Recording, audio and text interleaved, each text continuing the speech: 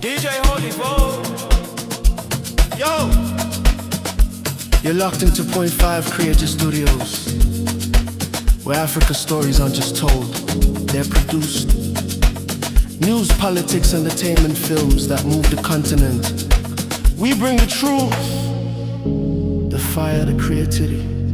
Your world, powered by African storytelling. Point 5 Creative Studios. Point 5 Creative Studios.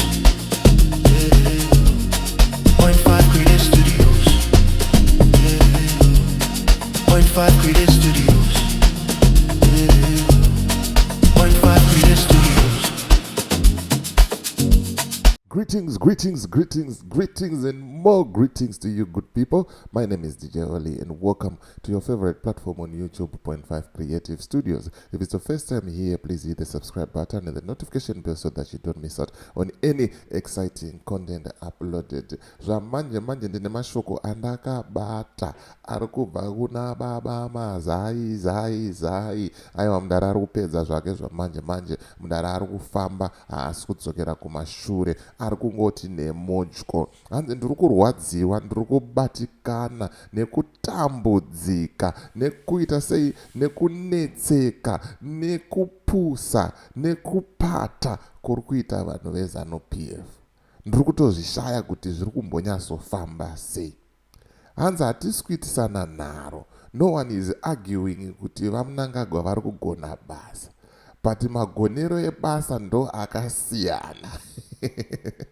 Ya pakashata. Hanzi mimi kana muchitenda, muchiappreciate kuti after 45 years of independence pozovakwa interchange yekutanga yobva yanovhurwa napresident, ndokugona kwamuri kuona ikoko.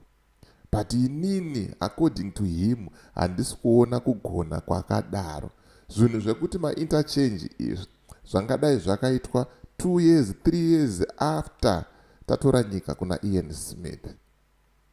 Ende panovhurwa mabridge, panovhurwa ma-interchange, hatitarisire kuona mutungamiriri wenyika aripo. Ndikaramba ndichitaura ndinenge ndiri kunyepa kana kuti ndiri kuwedzerera. Ndoda kuti muzvinzwire mega mudara Mazai achiita sei, achitaura nyaya yake. Pakaipa pandisanda kuratidza vhidhiyo ndikuti kana une bhizimusi raunaro rauda kushambadzirwa, ndibate namba dzangu ndo dziri paskrini idzo. Kana une nyaya yaunayo yaurikuda kuti ndifambire, ndibate futi pasame namba dziri paskrini ipapo. Handitika as for me DJ Holly and the rest of the group behind the scenes, kuti ngatinzwei mashoko ababa Mazai. Usakanganwe kuisa comment mucomment section uchitaura mafungiro ako nemaonero ako. Azvirambidzwe, zvinobvumidzwa. Maskura sei muri Zimbabwe, right? I'm shocked nechidofo chiri muZanu PF. Chakanyanyisa. Hapana kwatiri kuenda seZimbabwe. Let me tell you this. Inini, I was once a ZANU PF member, a senior member in the ZANU PF party at the district level, myself. Right?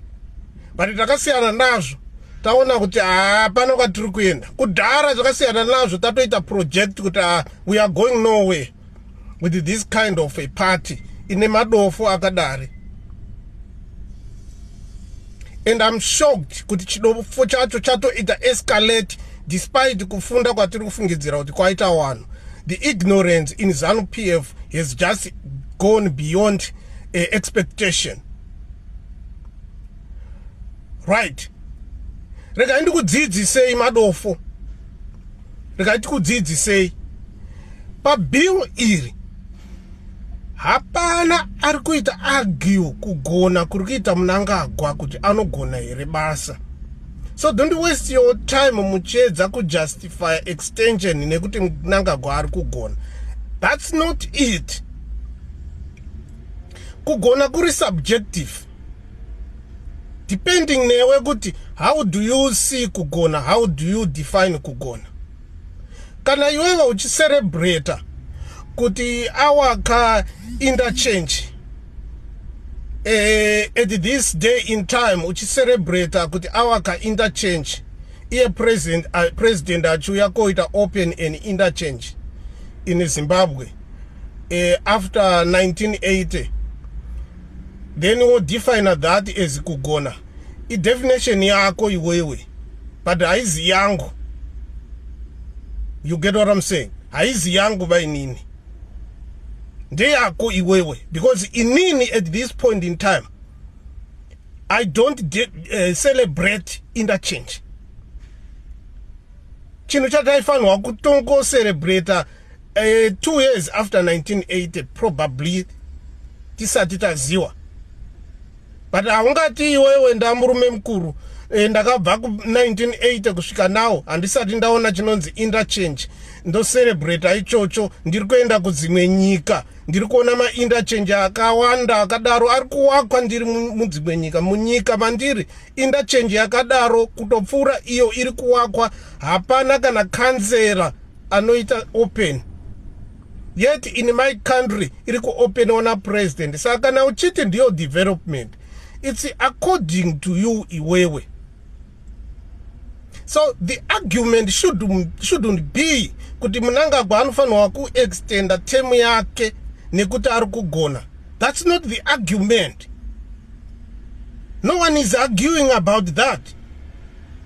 We are saying let's go for referendum chete as per provision of our constitution. That's the center of the argument. Let's go for referendum. Let the people speak through referendum. Those are three good. Right. Munoziziwa ere imimi kuti 2/3 majority iri kusikwa mparliament na ziyambi. Inongosikwa chete kana pachida kuita referendum. Munozviziwa ere izvozvo? Munozviziwa here kuti public consultation iri kuitwa 90-day public consultation inongoitwa chete kana pachida kuitwa referendum. Koseiko ari kusika 2/3 majority at the same time achisika achiita public consultation but over hati haasi kuenda baku referendum because public consultation and the 2/3 majority zvinongoitwa chete when the objective is to have a referendum. Now ari kuzviitirei izvi, it's propaganda. Ari kuda kusika public approval. Tiri kuzviona zvedu pavari kuenda kwese kuma public consultation vari kubva vaburitsa mapicture okuti overwhelming support. Ndio public approval yakuda kusika iri propaganda and ndeye fake. And parliament vari kuda kungozora wanhu kuti 2/3 majority of parliament yazvibvuma saka zvabvuma, but zvese it's illegal because after public consultation and 2/3 majority approval in parliament, the next step is referendum. You cannot do zvese legal steps ari kuita ari too high for an ordinary amendment. This is a special amendment. Iri kupointa to a referendum. Ndo pamunofanirwa kubata ipapo. Then imimi vanhu weZanu PF, all my elections ataita mairowa nekuuraya wanhu. Asiko zvinezvi makudzoka muchiti maelections anounza zhowe. So you are good at creating a problem.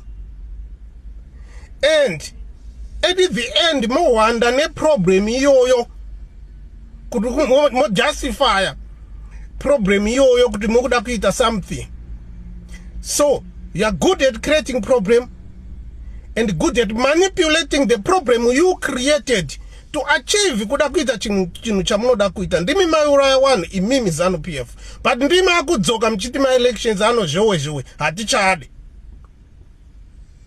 Ndimi maita basa recorruption muchiba muchita sei tichitaura isusu kuti manyanya kuba mafansi emaprojects achiitwa release muchibva machanera kuhomwe dzenyu tichichema kuti manyanya kuba itai maprojects.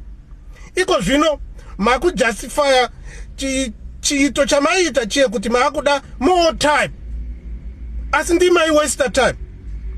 So you are good at creating problem and using that problem yamaka creator yoyo to achieve something. Zanu PF, we are seeing but this thing we are going to fight it.